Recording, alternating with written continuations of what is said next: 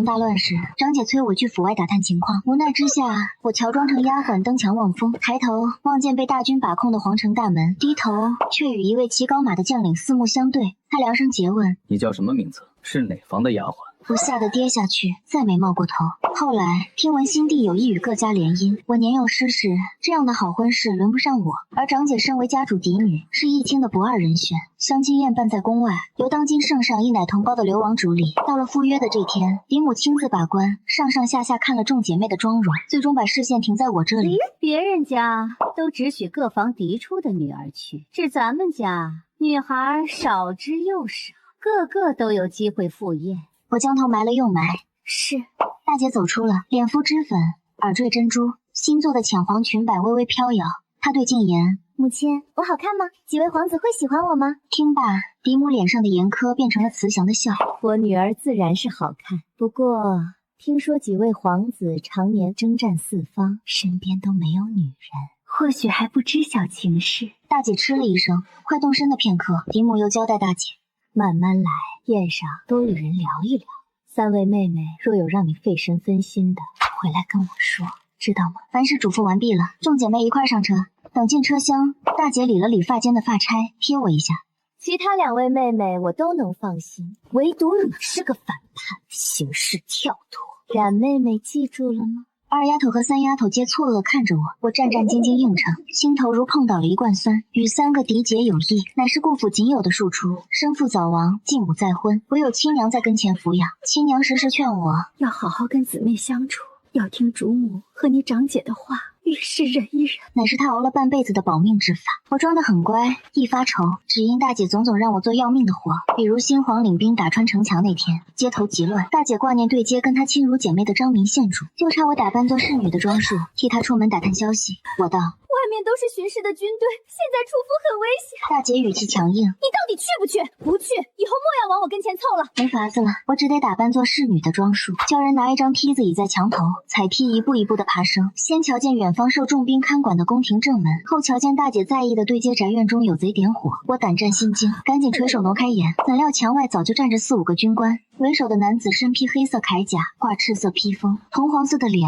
俊朗威嚴，眼如暗夜冷星。他坐於壯碩的戰馬上，跟我雙眼交匯。我頓了頓，簡直心膽俱裂。謹記得他冷面審問：“你叫什麼名字？是哪房的丫鬟？”沒工夫搭茬，我雙膝一彎，整個軀體摔下來，痛得再未探過腦。此後，我僅把對街點火的事講給大姐。那位如凶禽猛獸般的男子是半句不敢講。轎子慢吞吞走進流亡府地界的嘉興房。此番來參宴相看的男子皆為皇親國戚，當他們的正妻皆需講門第。我懂自身不配位，死貼着大姐落座後就縮進賓客中。才坐下，3個嫡姐就被熟絡的密友帶走了。他們往往被自個的娘親領去吃席，皆有自個的密友。此刻內正閒扯着，或祖局悄悄打量花叢對面的富家子弟。太子來了嗎？還沒瞧見呢。姐妹們都等着太子，可別冷落了晉王和齊王。我戰戰兢兢瞥一圈，驚覺無人留意，我暗暗吐了口濁。絲竹繞梁，珠光寶氣，周遭連續有客穿梭往返。不曉等了多長，面前猝然露出了男人的輪廓。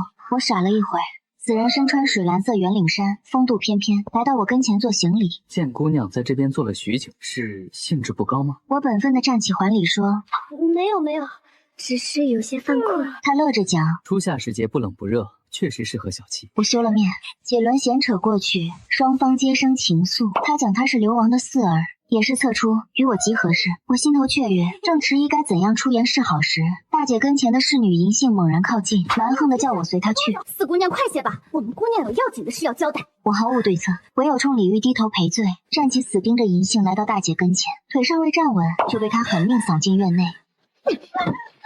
視線瞬間天崩地裂，胳膊叫小樹林的枯木拉得極痛，頭髮凌亂，我手足無措地癱摔於泥地，盯着大姐衝上前拉我，眼眶帶淚。冉妹妹，你怎麼這麼不小心啊？衣衫都破了，快起來，長姐帶你回府。我叫她拽起身，繼而盯她一邊行一邊跟打探的密友講：“不玩了，我家妹妹跌倒了，眼下衣衫不整的，我實在放心不下，先回去了。”赴宴不足1刻鐘的街，返程偏偏繞了半個時辰。進了車廂內，大姐收了樂，冷冷地盯着我：“知道為什麼帶你走嗎？”我低眼搖手，大姐極輕地樂了下。流亡世子在宴上相中了我，對他亦有幾分好感，相信過不了多久，兩家就要定親了。两姐妹都嫁到一家，說出去總歸是不好聽，所以趁現在分開你們是最好的。我无火气地道：对，都听长姐的安排。我于顾府度日，就如同仰人鼻息，凡事皆不可拿捏。自身的亲事也罢，归家時，大姐将首尾的话讲给嫡母，看见她当时的样子，嫡母半个字也未讲，真是好笑呢。待我歸入生母屋中，方有仆端來2盤糕點，親娘道我辦得好，但我心頭悶悶的，道不明的憋屈。數天後，流王世子請大姐去賞雞居，二丫頭與大姐交情深，順着去了。回家時專門找我講，流王府的四公子問起你呢，問你怎麼沒來，問你此傷的可重，臨走還托我把傷藥轉交給你。他由懷內摸出一個小小的綠玉藥瓶，我兩手捧過來，掀開一嗅，一陣清涼醒神的草本味，嗆得我連咳嗽。轉身瞧見二丫頭攢起絹絲遞上前，我方懂自身掉了淚，呆了一下，跟着如遮掩啥事般地挖出少許膏塗於結疤的痛點，一剎那患處長肉時的癢就被冰冰冷冷的藥膏壓下了。二丫頭樂盯着，連着講，你要是真和四公子好了，以後出嫁了還有長姐替你撐腰。談及此，他臉頰的歡顏微斂，又嘆氣，等長姐的親事定下，家裡就得給我相看人家了。我皮實生的一般，幾次赴宴都沒人搭訕，真是愁死了。我樂了樂，二姐姐心地善良，直率純真，一定能找個如意郎君。但願如此。自打大姐與流王世子走動頻繁起，全家內外皆透着歡心，直至大內傳出新皇為流王世子與御史大夫千金賜婚的通告，氛圍剎那縮回歲末的寒冬，年遲的蛤蟆音弱了，梁間耽誤的卻意不敢言語了。滿室的女眷坐於正堂，哀愁滿面。父親府胡再講出另外的通告，流王私下與我說，他會同意與御史大夫結親，是因太子有意與咱家女兒議親。一剎那，窗外邊的烈日穿透黑霧。太子今年24，從前一直在戰場衝鋒陷陣，無心情愛。現在新朝出力，又忙着為陛下打理前朝事務。婦人們驚嘆出聲，相互打量。大姐泛紅的眼眶陡然稱圓，只是不知太子看中了咱們家哪個女兒。原來是太子看上了我。父親挪走目光，只說是咱家的女兒，沒說是誰。大姐樂意不衰，肯定是我。他看不上我，還能看上誰？他巡視了周遭一圈，目光於我身側停了停，剎那再挪走。大家不必為我憂心了，都靜候佳音吧。既然大姐不配流王世子了，那我與他莫非是仍有期盼？一門瞧不出抓不住，卻可嗅着香的佳姻緣宛如有了底。大姐整副生機靈動起來。母親，女兒想去賢德寺還願嗎？也帶姊妹們去問問姻緣嗎？我本不願行，姨娘就想知道我家阿瑤未來能找個怎樣的郎君。最終仍然一同行了。轎子越過大橋，於廟門的老銀杏木邊駐足，挑開車門，得見居中一座黃銅雕花火爐。落轎進廟內行時，大姐猛然拖慢步子，移到我身側，暗低了嗓門跟我講：那日是姐姐不好，擅自干擾了你的好姻緣。若你還惦記着他，今日便抓住機會與他再續前緣。偏眼望向大姐，但看她忽了忽目，嘴角放縱高挑。我壓低眉眼，心頭拉扯了片刻，就理順了。起碼搞懂他與我到底是何種心思。若存心，便快點落聽親事；若絕情，今天一散，永不相會。大姐善事行到頭，專門甩開我，將二丫頭與三丫頭拉去搖籤。她過去未少做這般的活，兩個丫頭皆未察覺古怪。我指使侍女去買香，堆緊沿邊，花花落全。果真望見一抹淺藍色的身軀，脊骨筆挺，頂端單留一枚黑色玉簪點綴。我邁出木砍記，她順應看了至此，樂道：四姑娘。我捶了捶手，破覺灼熱。本不該提，可某實在掛結姑娘的傷勢，不知是傷得可重，眼下如何了？他的黑鞋已踏到了面門，我驚得步步回撤，躲不過抬手彎他一下。以往瞧着持重得體，緣何今天如此輕浮放浪？禮遇愧色，順着回撤2步，舉臂深居。是李某失態了，望姑娘海涵。上次匆忙一見，日夜念記，遺憾未能表明心事。今日斗膽重提，某心悅姑娘，願備6禮，聘姑娘為妻。宛若早起撞見臘月的最早寒霜，寄於盤算之內，亦帶有預料之歡。活這麼久，尚為頭一回受客當場表愛呢，胸中頗感蕩悠悠，可半生的如履薄冰，叫我沒法不按住春情。公子的心意我知曉了，只是終身大事不敢自專，還需稟知父母，由長輩定奪。李煜理當點首，拿那雙烏黑的眼珠望我。那你的意思呢？我臉頰猛然熟了，緊轉過腰。我聽家裡的。急急邁腿撤出，胸中那股燥火順着狂奔的腳丫宣洩至外。待醒過腦，竟驚覺自身逛進荒僻的區域去了，四下連個活物皆未見，遊廊冷得驚心。我轉身望了下，害得捏死兩手。那名跟我隔牆對視的黑袍軍官，他未言辭，亦沒有舉止，簡直連眼皮皆未呼一回。我假樂兩嗓。是您啊。乃君莫，念及客套少惹禍，急切鞠了個深躬，接着求您能給我指條回前殿的路嗎？他挪走眼光，終歸是張了金口。南手走200-300余步，向東復行50-60步，再向南行200餘步。文入耳頗覺艱深，我於胸中背誦3回，咬緊牙關朝南行。元旭路過他身側，我彎腰拜謝畢，簡直貼緊臂腳行。剛行經過，上次問你的話，你還沒回答。尚未歸位的心忽地叫他抓起，我驚異回頭，女兒家的閨名不便輕易告知外男，還望公子見諒。你不是顾御史大夫家的丫鬟嗎？我臉頰猛然復赤了，可這番乃怒的眉心跟此刻腹語，乾脆離了，東繞西繞，歸入古剎正堂。3個嫡姐早就搖完籤，且尋方仗義了。侍女綠柳看我由外頭轉返，急拽緊我講：大姑娘方才求了跟下籤，大師姐前时也說不好，這會兒正惱着。姑娘小心些，別觸了眉頭。我點點腦，理了理膝，走入內。二丫頭衝我拋眼神，我明晰了，靜靜攤入座，仰頭就望大姐含了冰刃般的兩眸。怎麼去了那麼久？沒做什麼有辱門楣的事吧？我叫她罵得面皮紫一分白一分。3丫頭鎖死眉，長姐說話也太難聽了，方才是你故意撇下冉妹妹，現在又要向她問責，真是好沒道理。大姐此時斷人未散夥，叫二丫頭這般一講，反倒將怒給引燃了。就因為長着一張好臉，你們都向着她。可若她這張臉不小心毀了，方才我求到那根籤時，你們都在心底偷笑吧。等回去了，告訴这個，告訴那個，把我這個嫡長女踩進泥裡，只怕你們躲都躲不起。這樣你們就能出頭了，面上就有光了。我垂着手，縱然憋屈，卻也不敢頂嘴。八方一陣死寂，大姐吃盡了，胸中舒爽了，竟暗自攤下去氣。初始極歡暢的一番閒逛，至末尾化作一場掃興。次日下晌，二丫頭方來找我言：你知長姐昨日抽中了什麼籤嗎？我餘悸未消般的盯她。不能說吧，姐姐別說了。二丫頭揚起腦，高懸的眼角暗藏一抹驕傲。怕什麼？我早就看出來，咱家姐妹幾個，就她沒有太子的命。你想想，當今太子是什麼人呢？14歲隨皇帝戍守邊關，連連小守建功；17歲勇冠3軍，今年率先攻破城門的也是他。這樣雄心入鐵、運籌帷幄的人，能娶咱們長姐這般驕矜自傲的女子為妻？二姐姐口才向來不錯。我聞得連連點頭。話扯遠了，依舊談大姐昨天那枚文班，可有意義了。籤詩一共4句，我只記得前頭一句：高樓望斷盼佳期，跟着為末尾2行：待到佳期成幻夢，相思寸寸化成灰。說的可太準了，長姐臉色當即變了。天意弄人，好夢難圓。我亦不曉得講啥子家，到底為畏懼門外伏兵。孔二丫頭於此講的這些詞，教客聽了去，雙面觸怒。唯有待她談及旁的，昨日我不在場，不知道二姐姐求了什麼籤。二丫頭眉顏先樂，原先看到是重籤，我還蠻不樂意，轉頭看到長姐那根下籤，頓時知足了，剎那安分了。往後又談及3丫頭那枚中上籤，太子看中的該不是婉妹妹吧？我樂了一會，深感二丫頭推斷得有邏輯。拜佛之旅後，復度了幾天。楚軍那端久久未曾音訊降至，此間坊內透出流亡四少與太傅府的千金定了親。二丫頭誇道：流亡四子有福了。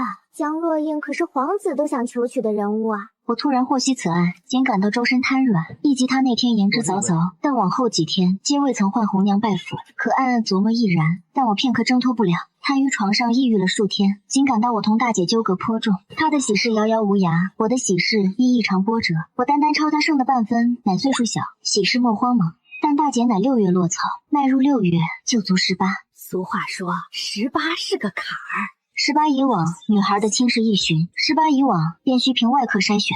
於城內，大姐亦曾落聽一門極佳的喜緣，奈何新舊朝交替間，此門權貴落難了，返還了8次。李母妃只一回替此節發慌，巴不得天天參席，替大姐挑選。瞅着5月將見底了，親事人懸在雲端，落在凡塵，唯有差父親赴楚軍跟前摸摸底細。是死是活，給句準話吧。亞巴那天，全府皆於正堂候着父親歸宅，由早起盼着點燭片刻，總算望見父親踏着靈巧的步子入院，滿屋人皆吐了口濁。大姐頭一個憋不住火，撲至長廊轉角邊。父親，太子殿下說什麼時候來？父親瞥他一下，晃晃腦。姨母慌得站起身，捧着清茶侍奉父親落座。這事兒是不是誤會？太子殿下是不是無意與咱家議親啊？父親又晃晃腦。此刻內正堂的客全叫拉升了期盼，挺直了腰板。待父親咽了茶，清了嗓，看罷，父親嘆息言：依我看，佩兒沒可能嫁給太子了。咱們早做打算吧，尽快在这2、3月內把他的婚事定下来。不小奶哪吐了口浊，父親又樂道：对比起其他幾家來說，太子確實更屬意咱家的女兒。還問我家裡有幾位姑娘，我說4個，他點頭說好，也不知道好在哪兒。滿屋俱為滿心疑團，我同二丫頭互瞥一下，亦為錯愕。5月乃災期，多了災期，擺席做局的門閥便忘了。嫡母趕着替大姐操辦喜園，天天出門。待至6月初8，內院降客季，乃為偏師的劉嬸嬸先將客迎入宅內，待嫡母由外府的酒局中跑歸宅，全府客齊齊伏地接令。東宮原處，國之根本。名門庶女一配天家，今賜皇太子婚配顧家女，冊為太子妃。着禮部則即日完婚，一應事宜，依規而行。眼近眉毛的宦官念诵畢，滿屋尚未緩過魂來。顧府女，顧府存4女，乃哪一位啊？此諭旨撰得不清不楚，用語亦如順嘴而發。我低頭思着，猛然授課換了字，後瞧見宦官樂着，抬了抬掌中的錦繡。顧四姑娘，請接旨吧。恰似雲霄砸落下一枚金锭，吞進肚皮之先，早就叫定機暈了。我死壓下昏迷，慢慢捧住那張沉如萬頂的灿金锦。待宦官歸院了，府內尚冷清清的，嫡母猛然哀哀張嘴言：昔日老祖宗存活記，佩兒在兄弟死妹中骨最重，6兩2角。老夫人抱着直到吴家麒麟，此案我备得。姨母赐了院內的奴才們100枚錢，自此全家內外皆讚大姐貴運，日後必為權傾朝野。親娘亦敬神，她許我命中幾分，我極發愁的講3兩1角。僅答大姐對半的命中，批語早年行運在忙碌，勞碌奔波苦中求，費力勞心把家立，後來晚景無憂愁。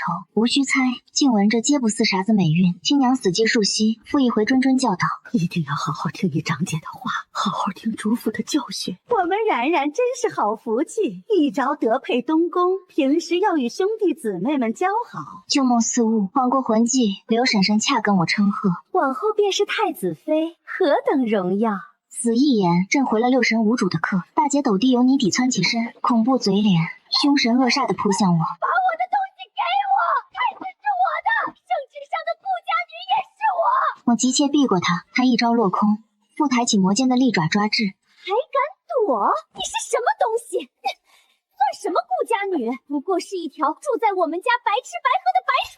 陡然定下步，轉手望向大姐。你竟是這樣看我的嗎？大姐的掌風劈至面門，我合上目，水由眼角溢落，腹內似扎了一柄刺骨的劍，把我整副身釘死。我不敢正，一正便會拉扯的極痛，1秒2秒，玉骨內的創傷未墜極深。這些載的退避與窩囊，皆入此類中了。你們別攔着我，讓我好好跟他說道說道。正於此時節，一陣急迫的鐵蹄音捲至，我聽聞父親的嗓音，急急講：然而莫哭，伯父一定給你個交代。我終於醒過來了，按下抽泣，水眸迷離地盯住大伯父，他乃大姐的生父，乃一族之長。還站着做什麼？還不把那個逆女拉下去！未待客皆退了，父親將我引至廂房攤下，宛如生秉烛夜話的心思。然兒，你害怕嗎？我愣了愣，點點腦，怎麼不怕？一個無依無靠的小小庶女，忽然要嫁給素未謀面的太子。坊間皆曉，大內乃吞肉不留殘渣的魔物。就待某名天子納過3名正妻，每一名皆熬不穿30歲，沒可曉得他們乃怎樣亡的。伯父，為什麼是我？我覺得自己配不上太子。大伯嘆了一下，伯父也不知天家如何想的，但君命難違，既然定下是你，那就是你。不要聽你長姐說的胡話，你是顧家的女兒，是你父親唯一的後代，怎麼配不上太子？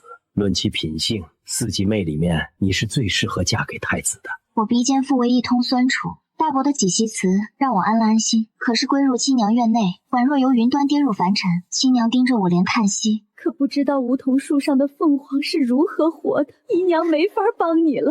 你以後要好生照顧自己，學會做自己的主。我胸中惆悵萬分，側手望擊欄外，一名暗色的雀子由窩棚竄之外，墜入蜜桃木頂端。纖弱的木藤難成巨力，頂着雀子高低搖擺。諭旨昨天送達，自晨正宮就遣6名訓導女官赴宅內，原宅子極窄，施展不暢。父親命嫡母再度替我劃撥個宅子歇腳。我踏入新宅子際，6名訓導女官早方方正正恭候良久。右側邊第1名女官極度隨和，壯臉邊樂着引薦自身。奴婢黃銀是皇後娘娘從中宮調遣來的，自今日起，我和傅雪就負責規範姑娘的言行，助姑娘熟悉宮中禮節。這4位則教授姑娘琴棋書畫和焚香烹茶，麻煩各位女官了。隨後，3丫頭常常來同我搭夥，修了一身絕茶道，眨眼，6月消磨了，7月頭的光景，大姐同淮阳侯宅的正二子落厅喜事。黄衣女官言，淮阳侯府家底不薄，虽主母护短偏心些，但家主处事公正，长子袭爵靠蒙姻入仕，次子是少有之上进的公子哥，不贪图什麼爵位家產，一门心口考科舉。平心而論，這門婚事不算差。我复回望见大姐，距今1個半月，她瘪了極多，莫名透出少許弱不禁的溫順。看我既眼光枯槁，聲調冰冷。三嬸昔年改嫁時，父親做主把三叔的家產分他一帶走，但他後來改嫁的那戶人家生活富庶，沒用得上。今日聽說你即將嫁給太子，便托人把那份家產還回來。鍍金鐵皮紅木箱中塞滿層層的地契銀票，我兩臂捧至此，腹內忽地變沉。大姐將物件拋至此就散了。父望見乃中秋佳節，嫡母領我赴內院吃席，臨行記專門交代大姐留宅，乖乖縫喜袍。本來豪門大戶的千金悉數不需親手織造喜袍，僅需於繡婆趕出的喜袍表層縫2針便罷。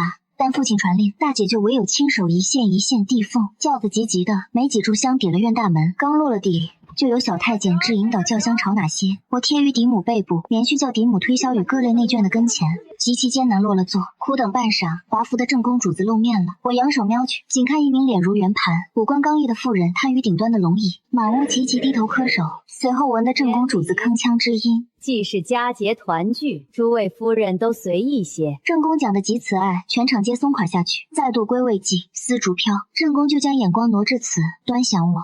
隨從於他腮邊密談，正宮眉梢帶樂，遙遙地朝我點腦。我確切發慌了下，趕忙低頭還安。片刻，就有隨從至領我赴正宮身側。正宮主子對我柔和，告訴我是如何相識的。我胸中凌亂，照直講。娘娘，臣女並不認識太子殿下。正宮主子頗覺詭異，賞了慰藉，扭手命隨從復喚儲君至此。我悄悄捏死裙角，腹內忽地冒出幾分膽寒，確切畏懼儲君將我視作誰的木偶。太子殿下駕到！沒瞧其貌，先聽一波持重剛勁的步履音，沒急沒緩，宛若雷擊。跟着那抹墨黑的輪廓方露面，我睜大兩眼，驚駭得吐不出詞來。兒見過母後，請母後安康。正宮樂着盯向我，曼兒，他說不認得你，此事當真嗎？利物聞罷僅一樂，兒與他見過幾面，只是不曾告知他身份。父皇讓兒選個女子成婚時，兒只記得她一個，便說了她的名字。我如同巨雷劈頭，正宮的眼波於我等中央穿梭，樂了樂，剛攤了半炷香，那些家眷就質詢正宮主子談辭了。正宮晃晃臂，命儲君引我赴後院逛逛。儲君接令，慢慢地行於前端，我垂着手，沒遠沒近地墜着。周遭侍奉的奴接知趣地引於背部，替吾等空出談辭的遞戒指。可是行於前列的客徹頭啞巴。我戰戰兢兢抬手，僅看他後膀細背筆直四足的輪廓，這般瞧着，不管門第亦或皮囊。儲君殿下皆乃此世間最頂尖的神仙，胸口默默生出半分雀躍的嫩苗。以後院記上身感道途略微短，光陰略微急。後院內皆乃明帶字的金銅，眾客悄悄私談，我瞧得入神。連儲君何刻定住腳，何刻轉手盯我，亦未看清。直至磕及他厚實的肩膀，嗅及他長袍表飄的色味古木，望及貼近鼻梁的龍袖，陡然駭出半截涼氣。太子見諒，臣女失神了。看來顧四姑娘對本宮沒什麼看法，還能分神。冰冷的嗓音莫名譏諷起克制，剎那將此張紗窗戳穿了。惹客姬不平一口啃擊他手腕端，我咽了口息，瞄着周遭沒客，便把一胸腔的謎舉吐之外。殿下是真記不得綁的女子，才選我做太子妃的嗎？利物默默地盯着我，詰問。不然呢？此刻嘴皮嚴，估摸乃盤不透啥脈絡底了。我剎那熄了火。謝殿下賞識，能做太子妃，我挺高興的。能嫁給天底下最尊貴的男兒，人人都羨慕呢。跟前的客拉平了眼角，然內着手操辦，替二丫頭與三丫頭落廳喜事。三丫頭的喜緣砸得急速，猶如合了那天於賢德寺搖的斷句。夫家乃禁軍統領帥宅的三男，知書達理，眼下6部當差，造化無邊。能得這門親事，多少沾了點太子的關係。想必此條，他就獨個兒撩撥古箏去了，宛如毫不計較配給誰。這樣比照，二丫頭的盤算便極廣了。她掐着手掌同我言：這個嫌他長得矮，那個嫌他家裡窮，好不容易有個長得俊、家裡有爵位的，偏偏還是個不學無術的紈絝子弟。學識和武藝至少要擅長一樣，不然出去赴宴沒面子。城內的公子極廣，何可並肩填滿二丫頭此等門檻的客境極寒。我不覺意及了儲君殿下，他宛如恰乃我盼尋的此種良人。二丫頭的喜事終於冒出端倪，夫家乃今歲秋初由外州升入皇城的命官。二丫頭聊及此名準夫婿，眸中冒着彩。那天是多雲的天氣，他站在樹蔭下，我壓根兒沒注意他，直到他避嫌走開，我才發現只一眼就來了興致。雙方的喜緣落天，就需操持大典。三丫頭的喜緣亦需急速籌備出來。抵了歲末，府內的3個嫡姐皆完婚了。等跨過了歲，今天间挑好吉日，礼部就要操持全部储君大典归置了。迎亲那天，日刚微微明，宅中就已火光通透。良辰于东宮前列的宝堂拜了交杯禮，復踏宗祠拜了先人，忙碌一全天，我乏得雙膝發軟，直至叫台階臥閣。內部那雙較凡俗寬了3寸的赤紅大蠟正燃，門扇面的紅符照得亮堂堂。侍女奴才們服侍着將沉重的金飾摘至外，僅留全頂寶玉於燈底透亮閃耀。我扭了扭酸麻的頸椎，魂逸於搖曳的火苗中，上上下下未消半刻，門外有客大吼嚷言：太子殿下到！我全副魂陡然吊至頂，急垂手將掌面的水抹了抹，聞得步履音由外及內，跟着木板授課八破，来客宛如揮散了侍衛。房間內為雙方兩魂，他一腳一腳跨至此，我鼻息無膽漏，緊瞄着他祥雲瑞獸袖袍腳底挺拔似冰的骨腕。太子妃今日辛苦了。我東猜西想着，本本分分地彎下一身，嫁給殿下，臣妾不覺得辛苦。他復未言辭了，半會間全無死寂，死得能聽明燭。過許久，他朝榻面一攤，早些安置吧。我哦了一下，隨後秒就叫他拽入暖被中，舉止果決麻利。我害得反咽半腔寒霜，尚未呼至外，嘴叫瘋死了，跟着如粉塊一般受他捏長壓短。後出幾天，尚為太平，天天早起替正宮問好，返程就於東宮斷案。所有雜活有黃銀等隨從幫忙，皆沒絕見。就是儲君這名客，確切惹人猜不穿。他晴天西闕於東宮冒守，若非於大殿操持政事，即為離宮積拿要飯。偶有歸宅宴飯，亦乃一副按部就班的姿態。我夾肉，他便吞；我倒水，他便咽。由始至終皆未吐半條廢除的詞，咽盡割落竹塊便閃。我起始上心神不寧，可歲月長了，亦漸漸品出韻味至。那天土冷爛吞了一盅蜜桃沙冰，更深肚痛難忍。我恐吵醒客，且默默命綠柳找草丸治咽。淨衛房司晨一早，藥膳房就降了客，摸脈的摸脈，配方的配方，場面微得連正宮皆遣奴治查。我狐疑，誰請的太醫？黃銀於側旁捂嘴樂。安太醫說是殿下身邊的劉公公吩咐的。我呆了一會兒，腹腔內漫過半分溫情。待儲君歸宅，急撲上前拜恩。他竟連抹餘光亦沒甩，哦了一下，腔調冷得駭客：身子是你自己，若不愛惜，日後受苦的也是你自己。講畢就踏入文閣，我立於外側，既憋火既絕樂。尚存前些天，他罕見早點歸宅，恰碰及上菜的片刻，他於對側攤下，瞥了一波案面的羹。怎麼光吃素？你是兔子頭的胎？我一呆，望了望案面的羹，白煮鮮藤，蓮蓉紅豆糕，一盅魚肉粥，可沒待我接詞。顧府是少你銀錢還是怎麼？這般清湯寡水。他早就換奴制，去吩咐廚房做一道蔥燒海參，再燉個鴿子湯。太子太監臉色不好，補一補。灶房舉止急速，沒一會羹就一盤盤端至了。他徒手盛了一盅老鴨湯，送至此。喝完別浪費。我捧着盅，於腹內嘆了一下，竟叫堂上甜。更深眠下，我尋舉臥於內檐，他由外檐轉腰至此，種下的星芒於壁面灑落一雙糾纏的輪廓。我側腦盯着，唇邊淺淺挑至上，復盤，他倆此一生估摸皆須捆於一處了，共枕7載。我替裡屋淡落一雙骨肉，撐得圓滿，但歲月竟沒覺一熬，反倒一日日艱澀至深。若乃取前，我可能暗盤此即乃運，可嫁後叫裡屋與正宮灌了這般後文，我於自身的造化生了別樣頓悟，毫不自憐。聖上歲破5旬，與裡屋愈發提防，縱容他叫百官構陷，叫四皇子撕咬，將龐客堆積的破局事盡拋與他料理。辦得家乃本分，辦得差乃廢柴。我此刻全當悟通透了。聖上昔日把我定做東宮妃，亦不曾缺席牽制的盤算。終歸貴婦淡落的四皇子，求的乃為皇城護衛的千金。昨個赴正宮問好計，正巧碰上貴婦圖謀奪勢，將母妃激得面容烏紫。聖上卻僅半瞧不見，任憑貴婦瘋。今天復向母妃問好計，就聞他老太婆揮退全場客，告訴太子不能等了，他父皇已經糊塗得快要死了。我歸宅照實告知，不急。前殿風波詭譎，內院烈火烹油，我默默交心，替母妃問好歸宅的道邊。太子妃等等，貴妃有事要麻煩您。我剎那魂內一驚，曉得此劫平不了，但死活皆逃不掉了，就抱着視死如歸的悲壯心思，扶着貴婦不攆前頭，給貴妃娘娘請安。貴婦長得又媚又軟，上留一條柔膩的絕喉嚨。是太子妃啊，宮裡上上下下都知道你是個孝順的孩子，每天都不落下給皇後請安。本宮算得上你庶母吧，你也孝順孝順本宮，去水裡把那朵開得最好的蓮花摘吧。距丫頭起碼5米遙，我剛想尋道子抗拒，貴婦身側的老嫗猛然搡了我一下。軀體越過木柱，砸進泉裡。我不通水性，剎那吞了一喉嚨的河。崖頭的客尚在嚷：東宮妃，朝左半寸，將摸急了。何處乃將摸急了？显然乃我将叫溺斃了。筋骨一絲絲溃退，心魂徐徐渙散。既乃此刻，腹部叫一抹狂猛的劲撈至外。我吃力扒開木框，忘記那副向来冷酷的皮，眼下锁得極死。